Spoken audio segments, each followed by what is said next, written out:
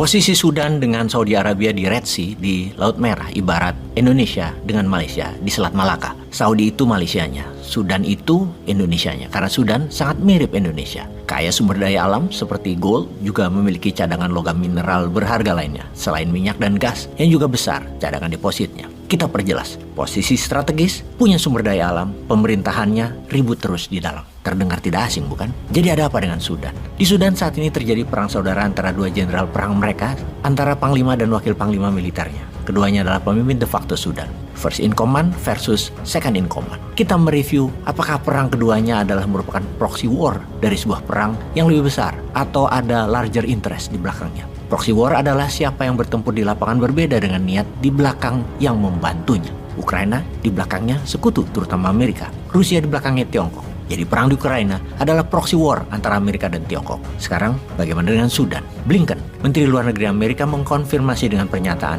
kami Amerika sangat prihatin atas kelakuan Prigozhin dan Wagner Group-nya di Sudan. Sebuah pernyataan sekaligus informasi terbuka kepada dunia. Ada Rusia di Sudan.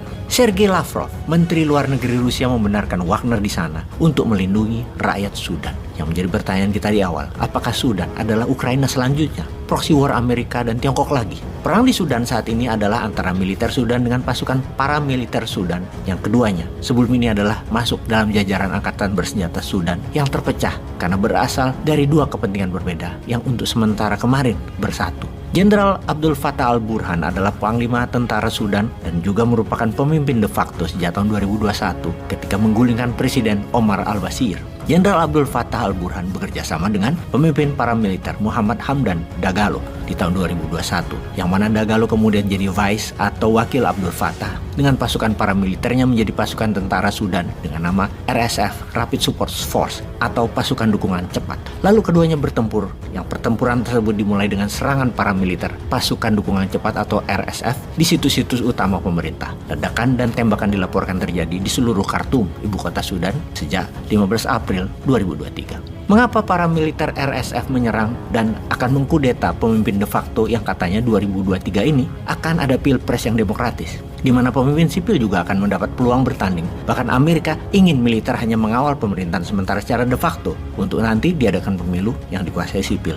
Itu maunya Amerika agar Sudan bisa dikerjain seperti negara-negara lainnya. Amerika nggak mau negara demokratis itu dipimpin oleh pemimpin yang kuat seperti dari militer atau orang militer seperti di Sudan sekarang yang nantinya bukan orang Amerika. Nggak mau Amerika. Ketika Abdul Fattah menjadi pemimpin de facto atau presiden Sudan, Amerika mepet dia. Kemudian Abdul Fattah al-Burhan memberikan banyak fasilitas negara untuk Amerika tanpa menunda. Putin di tahun 2021 juga menandatangani perjanjian 25 tahun untuk membangun naval base Rusia di Sudan yang akan jadi pangkalan 4 kapal perang Rusia dan 4 kapal selam bertenaga nuklir dan 3.000 anggota militer angkatan laut Rusia di Sudan di Laut Merah. Sebagai counter prestasinya, Rusia memberikan pelatihan militer dan senjata ke Sudan. Hal ini membuat Amerika murka dan memperingati Abdul Fattah kalau kerjasama dengan Rusia tetap dijalankan. Amerika tidak membantu Sudan, terutama membantu dolar. Disinilah asal pokok keributan. Karena Muhammad Hamdan Dagalo sangat pro-Rusia dan Abdul Fattah pro-Amerika yang akan mengadakan pilpres agar dirinya bisa bertanding di pilpres. Dan Dagalo tidak boleh ikut, harus tetap jadi orang nomor 2. Dagalo murka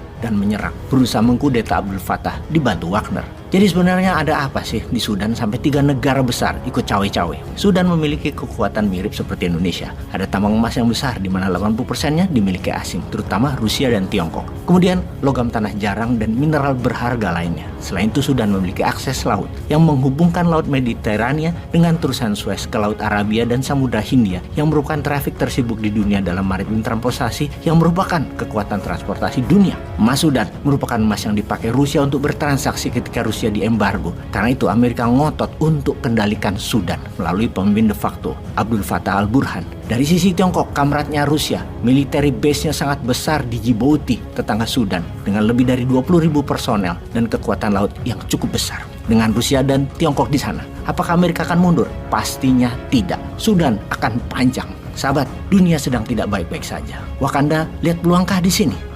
Peace.